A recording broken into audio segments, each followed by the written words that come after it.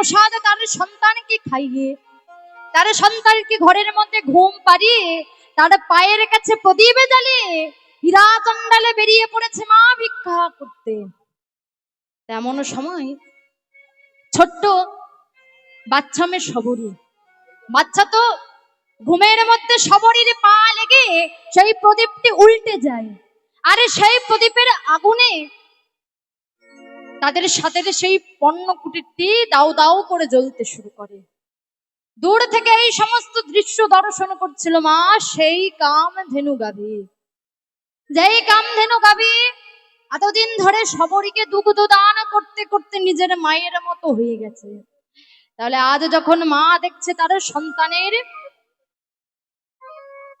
বিপদ, তার সন্তান সেই অগ্নি প্রজ্বলিত গৃহের মধ্যে ঘুমিয়ে আছে, আজ কামধেনু গাভী আমার হাম্বা হাম্বা বলতে বলতে ওই গৃহের মধ্যে ঢুকে পড়ে। হাম্বা হাম্বা রবে চিৎকার করতে থাকে কামধেনু গাভী।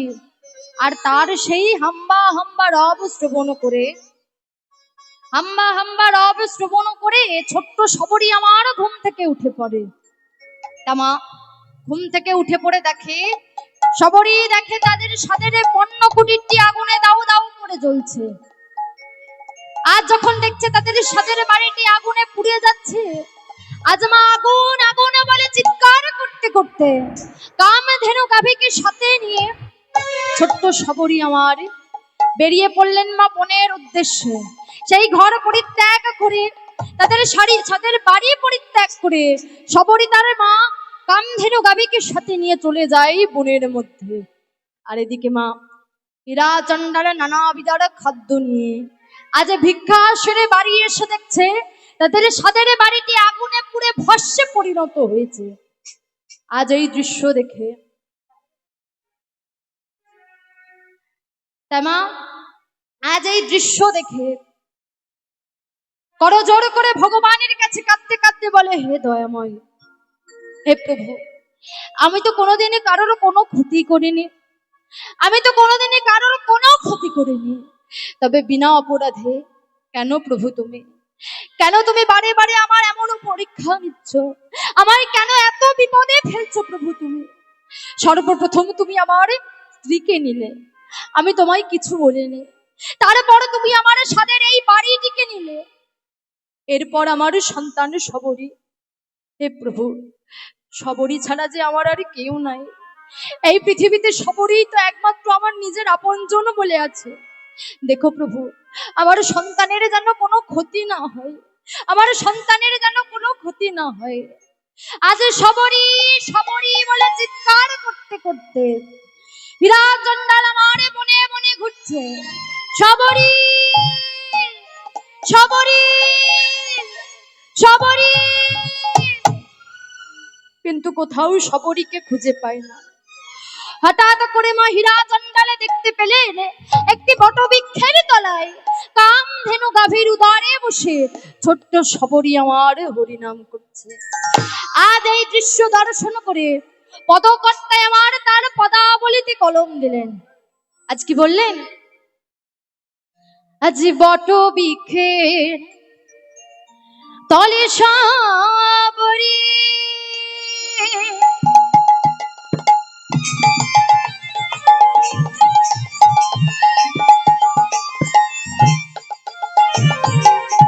করজোড় করে আজি বটবৃক্ষের তলে শবরী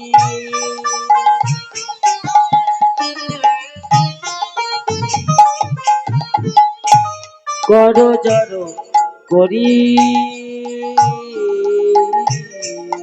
বটবৃক্ষের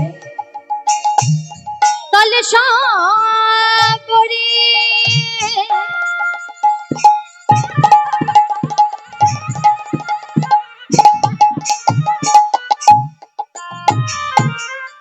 করজোড় করে আজি বটবৃক্ষের তলে শবরী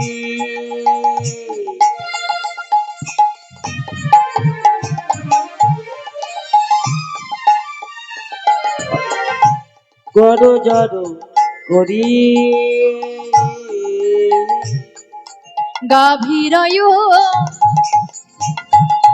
দাঁড়ে বসে বলে হরি হরি, গভীর ঘরে বসে বলে হরি হরি গাভীরয় দাঁড়ে বসে বলে হরি হরি, গভীর ঘরে বসে বলে হরি হরি। দেখো সেবা করিছে, দেখো সেবা করিছে, দেখো সেবা করিছে, দেখো সেবা করিছে, সে যে মায়ের মতো সেবা করিছে, সে যে মায়ের মতো সেবা করিছে, সে যে মায়ের মতো সেবা করিছে, সে যে মায়ের মতো সেবা করিছে। বট বৃক্ষের তলে বসে মায়ের মতো সেবা করিছে, কত বৃক্ষের তলে বসে মায়ের মতো সেবা সে করিছে, যে বট বৃক্ষের তলে বসে মায়ের মতো সেবা করিছে, কত বৃক্ষের তলে বসে মায়ের মতো সেবা করিছে, দেখো মায়ের মতো সেবা করিছে, মায়ের মতো সেবা করিছে, মায়ের মতো সেবা করিছে। কি দেখলেন মা? যে বটবৃক্ষের তলায় কামধেনু গাভীর উদরে বসে ছোট্ট সবরি আমার হরিনাম করছে। আজ কামধেনু তার সন্তানের মতো করে, আজ মায়ের মতো করে তার ওই ছোট্ট সবরি সন্তানের সেবা করছে, যত্ন করছে। তামা হীরাচন্দালে তার সন্তানকে দেখতে পেয়ে যেন একটু শান্তি পেল। কিছুদিন সন্তানের সাথে কামধেনু গাভীর সাথে ওই বটবৃক্ষের তলায় দিন যাপন করে। এরপর আরো একটি বড় বর্ণকুঠির নির্মাণ করে সেখানে তার ছোট্ট সন্তানের সাথে বসবাস করতে থাকে হীরাচন্দাল। একদিন মা 3 দিনের জ্বরে ভুক্ত হয়ে আগে দৈর্ঘ্যদূর ঘটনায় হীরাচন্দাল আমার চিরদিনের মতো এই পৃথিবী ছেড়ে চলে গেলেন। ছোট্ট সবরি আমার পরিপূর্ণভাবে একা হয়ে যায়। ওমা, জন্মের সময় সবরীর মা তাকে ছেড়ে চলে গেছে। পিতা ছিল, যে পিতা তার খেয়াল রাখতো, যত্ন নিত, আজ সেই পিতাই তাকে ছেড়ে চলে গেল। ছোট্ট সবরী আমার পরিপূর্ণভাবে একা হয়ে যায় এই পৃথিবীতে। তামা সবরী আমার, যার বয়স মাত্র 5 বছর, 5 বছর বয়স হলে কি হবে? ছোট্ট সবরীকে তার পিতা এমন ভাবে শিক্ষা দিয়ে গেছে। কেমন শিক্ষা দিয়ে গেছে? হীরাচন্দালে সবরীকে বলে যেত, মা বলে দিত যে নিজে সেবা করার আগে আগে ভগবানের চরণে সেবা দিয়ে তারপরে সে নিজে যেন সেবা করে। তামা আজ যখন তার পিতা তাকে ছেড়ে চলে যায়, আজ পঞ্চবটির মাটিতে দাঁড়িয়ে ছোট্ট সবরী আমার বিরাট সিদ্ধান্ত গ্রহণ করে। কি সিদ্ধান্ত? আজ সবরী আমার ভাবে, কিভাবে?